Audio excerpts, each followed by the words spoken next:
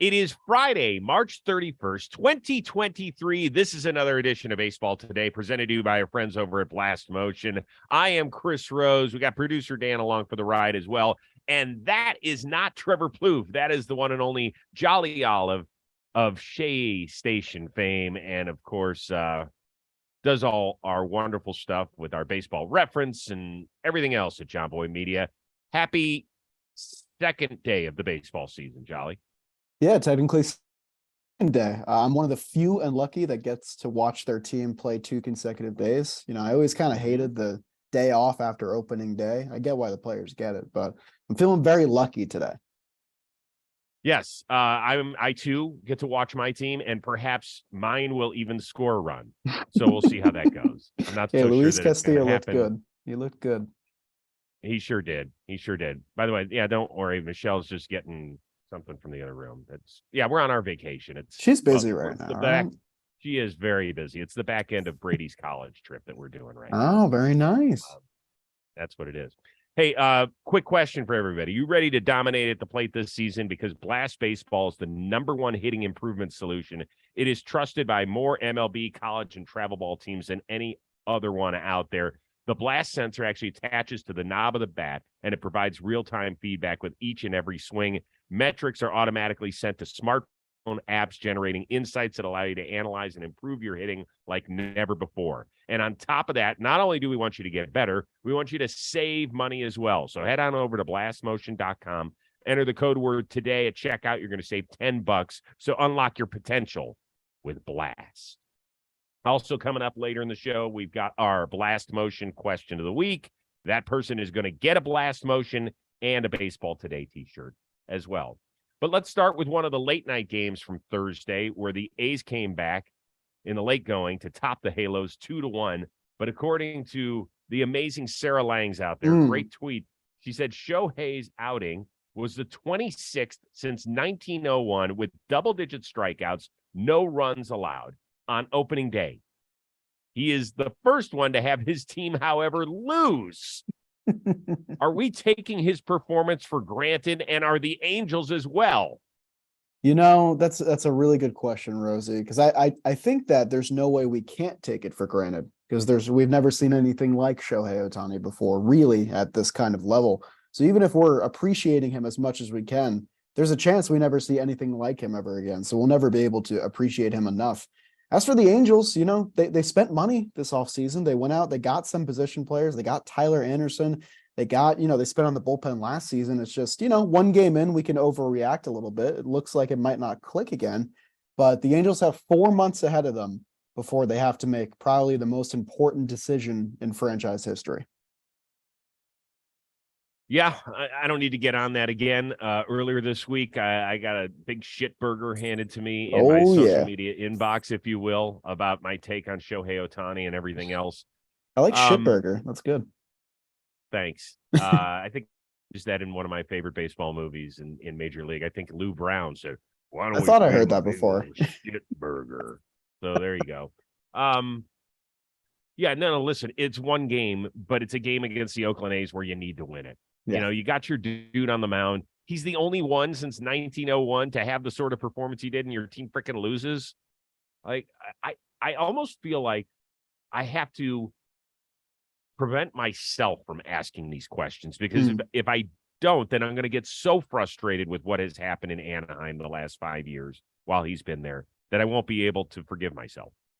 I think that's fair. And I mean, there's only so much you can do watching from the outside. I mean, I think we're all deep down rooting for the Angels a little bit. A lot of people were high on them last year early in the season, but they got to go out there and do it. It was a bummer. It was a real bummer. It was a big time bummer. And by the way, he reached base twice. Yeah, he had one of their 4 hits, I think. Yeah. It was a rough go. But we'll see. Maybe they'll end up winning the series out of Oakland, and we'll just move on as they go up to Seattle, and that'll get a true test. There you go. All right. Biggest opening day story in the National League East. Was it that the Mets pen showed out in the win over the Marlins? Was it that the Phillies blew a 5-run lead after taking it to Jacob deGrom, and then they took it on the chin in Arlington? Was it that the Braves won but lost their ace Max Fried for a little while with a hammy, or that Justin Verlander ends up on the injured list before even making his Mets debut? A lot of good ones there for sure. I'm not going to be biased and say the Mets bullpen, although they're worth talking about, I think. I think the Phillies game told us a lot about the defending National League champions. One, that even without some of the firepower in their offense, specifically in the middle of the lineup, they can still bang against the best pitchers in the league. And they really showed that against Jacob deGrom, who had his good stuff. You know, he had a fastball at 102. He had that 94 slider and it was moving well, but the Phillies were up to the task. They hit like 3 triples against them, I think. But that Phillies bullpen, you know, they got hot at the right time last year, but I think it's still going to be something we're talking about this year. And we saw it with the new addition, Gregory Soto, who wasn't able to get an out in that huge 9-run inning for the Rangers. So the Phillies are going to have to kind of teeter both sides of that with, you know, the firepower offense. They'll probably play better defense this year, I think. But yeah, the pitching and the bullpen, I think, is still going to be a bit of an issue. And you know what? I loved the Soto deal for them. I really did, because I've watched him obviously a lot against Cleveland in recent years, and he's nasty from that side. You know, he's made the All-Star game before, but this is a new situation for him, right? I'm not going to say it's easier pitching when, hey, if you blow it, oh, well, it's another loss in a 90-loss season, as opposed to the pressure cooker of Philadelphia. Oh, yeah, you're defending National League champs and one of the toughest cities to play in terms of, you know, the fans being right on top of you and expecting something each and every day. Right. I do want to give your Mets team a little bit of love. You know, I thought the fact that Smith and Raley and then Robertson in his new role for this team, at least, you know, 3 combined innings, 6 strikeouts, 1 hit allowed. I get it. It's not against it's against an offensively challenged team, in my opinion. But you're asking guys maybe to assume roles in this team that they haven't done so in recent years in New York. Good. Check mark. Yeah, I mean, it was kind of the perfect litmus test for a first Mets win. What is the blueprint? What is the game plan without, you know, the head of the monster back there, Edwin Diaz? You know, I was saying to people in the office when we were watching the games yesterday, I forgot what it felt like to be nervous in the 9th inning, because Edwin Diaz was such a luxury for Mets fans last year that when you got to the 9th, it was basically like, all right, we won. Great. On to tomorrow. We don't have to worry about it. And with David Robertson, who was still is a great pitcher and was closing World Series games last year, I felt that anxiety and nervousness creep back in. He looked great. You know, Cooper roped one down the line foul, which scared me a little bit. But the Mets bullpen really showed out yesterday. Brooks Raley had a great outing, looked really good. Drew Smith had his stuff in the 7th inning. You didn't even need to use Adam Ottavino, who was great last year. So the Mets bullpen, you know, they built it well around Edwin Diaz. And even without him, I still think it could be efficient. I have said that I think that they're going to pull the trigger on a trade. Don't you? I think they're going to too. The question is, who is it going to be? Because I think there's a lot of good options out there. Yeah. I mean, if you want to go sooner rather than later, like if things go a little bit sideways, let's say, they're going to get a guy from a crappy team, right? Kansas City, Pittsburgh. We've talked about their back end guys before. I would love it. Yeah, I think Bednar actually would fit in perfectly in that city. Alexis Diaz feels too on the nose. I don't know. Something about it doesn't sit right with me. I don't know. I'll tell you why I don't like it. The fact that it's his brother, like that's. Let him be his own guy. Don't try to make him Edwin. Yeah. I think you're asking for trouble there. It I just think seems like this is not a Hollywood script. Yep. I agree. Fully. That's what I would say. Real quickly, Verlander said, by the way, if this was the playoffs, he would have been able to push through. And Fried, although we really don't know what he's dealing with that hamstring injury, it is something similar to what, or he says, it felt similar to what landed him on the shelf for about 3 weeks in 2021. So we're going to keep our eye on those two things. We couldn't take our eyes off of Adley Rutschman in one of the crazier games on opening day, an Orioles 10-9 win up at Fenway Park. 5 knocks plus a walk on opening day. So he reached base 6 times. Is he already the best catcher in the American League? Ooh, that's an interesting question, because the 2 catchers I would definitively still put above Adley are Will Smith and JT Realmuto, but they both play in the National League. You know, Yasmani Grandal was great in 21, had a really bad 2022, so I don't think we can put him up there. No. it's a conversation kind of worth having. Although I do think we should see a little bit more from him before we sort of put him on that pedestal. But that's probably my proudest fantasy draft pick that I've had so far this year. Showed out 5 hits yesterday, a homer and 4 RBI. You know, I bought stock early. I took him with a high pick, but I was like, I think he's going to have a really good year. And I What still round did think you get that. him in? I got him in the 6th round, I want to say 5th or 6th. Kind of Hey, snuck by a little bit. yeah, you get an offensive catcher in fantasy baseball. I don't It's play, but if important. you get it, it is important because there's so few of them. That's So right. the only guy that, in my opinion, is in the discussion, because unfortunately we have hit a lull as far as offensive catchers in this sport, is Salvi. And that's the Yeah, only dude who, congratulations to him, just got named the 4th captain in that's Royals great. history, and it is well deserved. That's When really you're great. talking about guys, somebody your age is not going to. I mean, you know the name George Brett. You never Sure. saw him play. Right. Frank White, a terrific second baseman in the 70s and 80s with that team and was there forever. And then Mike Sweeney as well, who was a very, very good first Forgot baseman Mike during Sweeney kind of was their named lean years. captain. Forgot about that.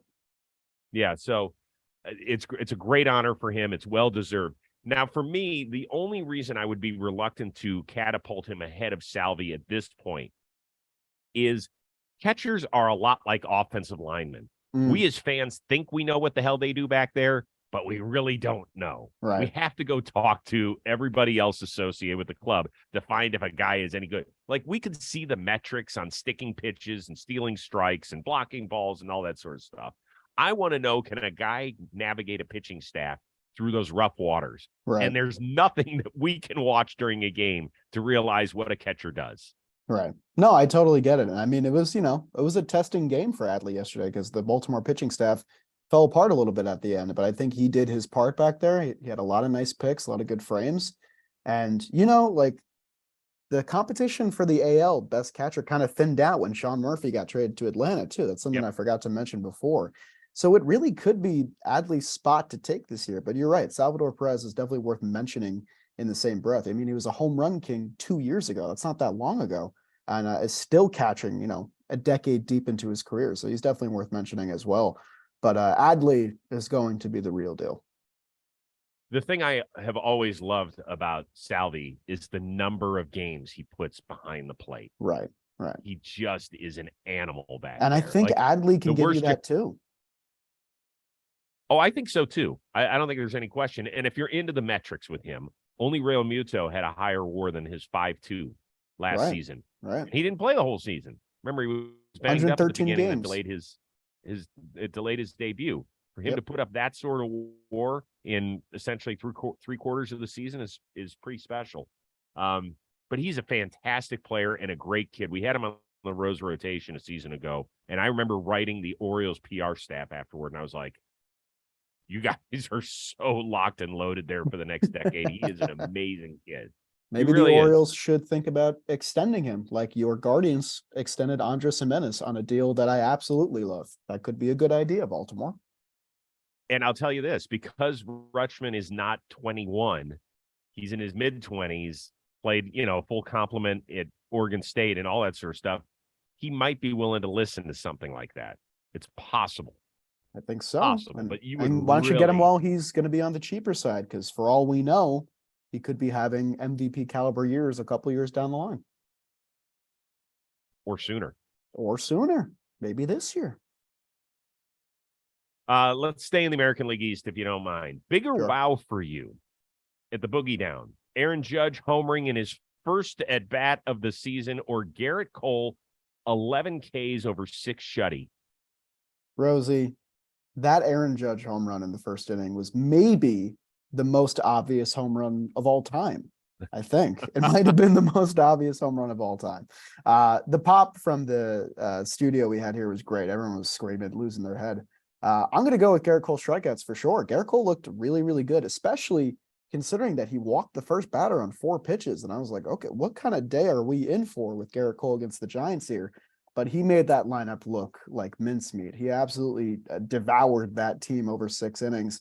And I think we were in the 3rd inning where he got the first out, and Joe's told me it was 7 strikeouts. And I was like, what? It's the 3rd inning. How does he have 7 strikeouts? He had his best stuff for sure. I think he was kind of feeling the heat of opening day a little bit, which is good. But I will say, that I will miss Garrett Cole's long hair. I didn't like the short haircut. Didn't do it for me. I know. Didn't do it for me. Yeah, it almost was like he was attending a new school, and so he was looking for a new image or something, and I didn't quite get that at all. A good way to make friends. He was fantastic. Great. He was great.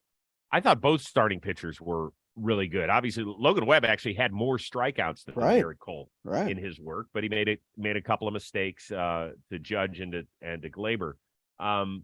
You said that it was the most obvious home run, which I would agree with you on terms of continuing and picking up where he left off from 2022, except that the guy he hit it against does not give up home runs. Webb only gave up 11 all of last season in about 192 innings. That is not a lot. The thing is, Chris Rose, is that the MLB is scripted. So when Aaron Judge signed his large contract, they put it in the script that the first game he's going to home run his first at bat in front of Yankee Stadium. It's obvious. Right. Against the team that he was actually had signed with for 7 If you were writing a script, that's what you would write. Right. Exactly. I loved, by the way, seeing the Arson Judge jersey yesterday. Did you catch that? Oh, I caught it. It was basically the first thing we posted in the morning, which I thought was so funny. Yeah. I loved that. I thought that was really good. But I would actually go with Aaron Judge as the answer, to be honest with you. I'm surprised. We were driving up to Cleveland from Columbus when it was happening. And I told Brady's sitting in the back seat. I was like, he's going deep. It's like, no, he's not, Dad. Bullshit. It's not happening. And sure enough, he hits a homer, and Michelle's like, how'd you do that? So you can't say you were surprised if you called it. No, it's true. But I think just based on everything that happened with him in the offseason, he had never hit an opening day home run. He's had good opening day numbers, but that was his first one. And remember, it took him like a full week plus last year to hit his first home run. I wouldn't have guessed that he never hit an opening day home run. Yeah. So I'm just such an Aaron Judge junkie. I really am a fan of his on so many levels, and I just thought it was really cool. Can I leave you with one little nugget, though? Totally. So Garrett Cole set the Yankees' opening day record for strikeouts. He broke. I mean, you would never, if I gave Yankees fans a gazillion guesses, if they weren't listening to the broadcast closely yesterday, they would never have gotten it. It was Tim Leary in 1991. And so this is before the Yankees started to get on their run in the mid-90s. They were not a good team. So Tim Leary's name pops up. I look at Brady, and he's like, what? Tim Leary? Now you're probably wondering, how does a 17-year-old know who Tim Leary is? Tim Leary is our pitching coach at Brady's high school. Really? No way. Small world. Yeah. Small world. I believe he was a Mets draft pick, if I'm not mistaken, like a high Mets draft pick. He was a first rounder, I think. Maybe he was a sandwich pick or a comp pick or something. I got to look it up now. I'm curious. I don't think he was first overall. No, he was second overall. No. Second overall, though. Was he? Yeah. How about that? Yeah. Yeah, it's pretty cool. So now Brady gets to go back to practice next week and be like, I'm sorry you lost your record. But it was very, very fun. I love that sort of stuff about the sport. That's awesome.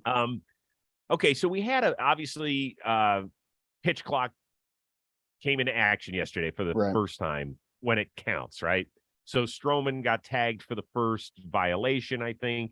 Devers got tagged for the first strikeout. There was an issue with your boy Pete Alonso. Karinchak had massive problems last night and ended up giving up a 3-run homer to Ty France out in Seattle. Did it frustrate you at all with what happened yesterday, or is it simply, hey guys, you had spring to figure it out, now go figure it out? I'll say two things here. One is that the only one that I really noticed and took offense to, I guess you could say, even though there's some Mets bias here, is the Pete Alonso one, just because I found it very confusing, because at first we thought it was Alonso's fault, and then McNeil was waiting for him to get to the bag. So that one was a little, ludicrous. And maybe it was because 7 games were on at the same time, but I'm going to be honest with you. I missed most of the violations because they happened kind of quick and the game kept moving. We caught a couple of them when we were watching one game specifically, but it never really deterred the viewing experience for me, which I think is an important part of it. And also you mentioned, Karinchak had a lot of trouble with it. A lot of guys didn't have any trouble with it, and they pitched 6, 7 innings yesterday, and it was fine. It was fluid. So I do think it's exactly what you said. You had a month to figure it out. Plenty of guys around you figured it out. You got to step up your game and get with the times a little bit. So I'm all for the pitch clock. I think it really helped move the games along yesterday, and there was action on every screen, which I loved. Yeah, I don't have a problem with it. I've been steadfast with that. And I've asked virtually every guy who has come on the Rose rotation since the start of spring training. I would say actually it's probably half and half where it sits. Like a guy like Vinny Pasquantino loves it. Okay. Loves it. Miguel Rojas was like, I hate it. So is it more the guys that came up through the minor league system while it was getting implemented that are more into it? You know what? I don't know. I'm going to talk to Trevor May today about it. Interesting. And he's a guy who obviously came up without it, right. I do believe. I don't think they were using it at all when he might have had to dabble with it on a rehab assignment or something like that, or a couple of years into his career, he blew out Tommy John. So I'm going to have to find out where he was on all that. Sure. So here's what I would say. Like the Devers stuff, I felt bad for him because it was like a half second later he looked up to look at the pitcher. And Euclid had a major problem with it. He was like, the pitcher wasn't even ready. And, we're going to get a lot of that. Yeah. It's just kind of the way it goes. I am curious about the Alonso stuff. I heard Buck's comments afterward. And that is a little confusing. Like if a guy's running, how long does he have? Does he have to sprint back to the base? It seems weird. Yeah, I mean, just as much as the players are figuring it out, I think the umps are also still kind of getting accustomed to it. Mm-hmm. And that, you have to be confident in your call and be assertive and, back behind your call and, don't waver to the players who argue with you. But at the same time, everyone in the broadcast booth, everyone watching, the players on the field, we're all very confused by it. And you're going to have hiccups like that. But if it happens once in a slate of 30 teams playing in one day, that's a pretty good number, I guess. You can take away, because if you remember the first day we had sticky stuff checks, that was a fiasco. It was a complete circus. There were tons of highlights of guys stripping and getting mad and taking off their belt, and Sergio Romo's taking off his pants. Like that was a complete circus. We had a couple interesting highlights where it was like, oh, okay, that's kind of peculiar. I wonder what the reasoning was. And things moved along past it, which I think is a good sign. I will say this. So late at night, I'm still begging for the Guardians to try and score a run, but it's a scoreless game. And Karinchak drives me nuts anyway. I mean, it makes me nervous just watching him get out there and throw the ball up in the air and grab the rosin and all that sort of shit. But in the game where we do have drama, in a 0-0 game, I did want it. I'm telling you this as a fan, I just wanted a little more, just a breath. Not for the competition's sake, but just as a fan, because it is fun. Like when there's 2 on and 1 out, and how are we going to deal with this? Like that's the part of the game you do want it to slow down a little bit. No, I get that. And that's the game you grew up watching and grew up covering, that paced play where, you're kind of waiting with bated breath for every coming pitch. I think this is more good for the lulls of the game, that we get to at certain points in the season. But at the same time, it's worth mentioning that it does deter from maybe, the impact moments of a game where everything's moving very, very fast. But with a younger generation who likes things that move very, very fast, I think it's good for reaching that audience. Yep. And I agree. I'm all for it. All right. We got 2 other quick things. Let's hit this first one quickly. Did you see what happened at Dodger Stadium with that dude who proposed? I did. It was. I mean, okay. So do we feel badly for him because he got lit up? I mean, he takes a knee in left center field. Actually, I think it's David Peralta who is sitting there and like clapping his hands, and then 3 security dudes, including one dude who should be signed by the Rams or Chargers, laid him nails out, him. Rosie. And Peralta's like this, puts his hands on his head. So do we feel bad for the guy, or hey, listen, dude went on the field, you get what you deserve? I don't feel bad for the guy, but I will say I'd love to understand what kind of couple this is, because if the girl who he was proposing to loved this, then I guess it's the perfect kind of proposal, because that's just the kind of couple they are. But with that being said, man, there's a million ways to do the proposal, even at the ballpark, to get the stadium involved, to get yourself on the screen, all that. There were so many ways to do something that wasn't this that you can't really feel bad for him. Well, I will say this, as not only the dad of John Boy Media, but a man who's been married to the love of my life for almost 26 years, it does get Aw. you ready for marriage, because there are plenty of times you are going to be blindsided and have the wind knocked out of you. Rosie, So you better it be was careful. kind of the She's still perfect. back there. He's not listening. She's in there watching. She's Keep our voices binge low. watching Catfish right now. So this is what it's come down to. Me doing episodes of Baseball Today in either Madison, Bloomington, Columbus, or Cleveland, and That's her true watching love. Catfish on a rainy day. That's true love. With all that being said, it is time right now for our blast motion question of the week. We want to thank everybody who sent them in. As always, you're kicking ass out there. You're sending us great questions. It sucks that we can only pick one, but that's what we have to do. So, COTUS, congratulations. I didn't say POTUS, although it'd be great if the president sent in a question. That's perfectly fine. It's COTUS, KOTUS. You are going to get a blast motion sent your way and a Baseball Today t-shirt, because your question is you get to pick one pitcher and one batter from any point in baseball history to face off. Who do you pick, and what do you think the result would be? Do you want me to go first? Or you want to take this one away? Please. Okay. You said this to me before, which is good, but I honestly think I would have come up with the same answer if you asked me on the spot. And I get the prime versions of these players, right? Sure. All right, cool. I'm going to go with prime Sandy Koufax versus prime Ken Griffey Jr., a lefty-lefty matchup of all time.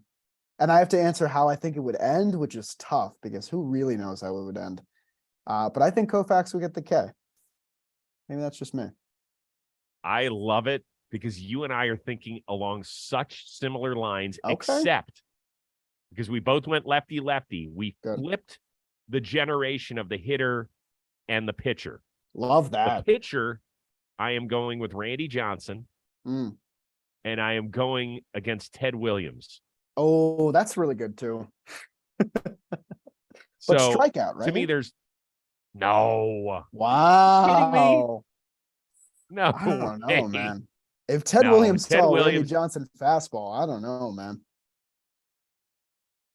You're kidding, right? No, I'm not kidding. Randy Johnson's a scary Oh. human being, Rosie. Absolutely.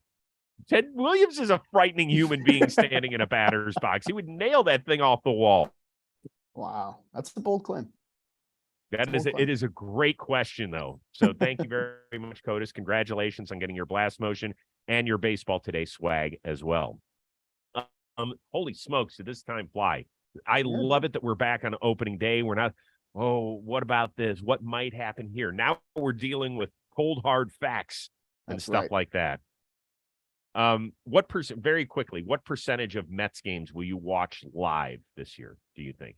I want to get above 90% because that's what I hit last year. Things get busy sometimes. I like to go to games too, but hoping 90%. That's great. Yeah, I'm a sicko. I would say I watch over 95% of Guardians games. That is a sicko number. I've said this to Plouffe, and he agrees with me. I think I watch more live baseball than almost anybody at our media company. Just because Dan Rourke might have you beat. I think Dan Rourke watches 100% of Yankee games. I know, but I'm just saying, just in general, like I'll watch anything. Yeah, I think you might have us all encompassing. Did not miss a Yankee game last year, Dan Rourke. There you go. Good job. See? There you go, Dan. So, Jolly, you're the best. I appreciate you filling in as always. You do such a great job with everything that you touch at our media company. So keep up the great work, and believe me, here's the nice thing: Plouffe takes so many vacation days. You're going to be getting another. I think I'm going to be getting a lot of work in this year with Plouffe going to Cabo and Hawaii. You should put that in your an incentive clause. Yeah, I'm the Baseball Today 6th man of the year. I'm going to put that in too. More than that. All right, for our one-of-a-kind producer, Dan Rourke, who never misses a Yankee game, and Jolly Olive, I am Chris Rose. We will see you Monday on Baseball Today.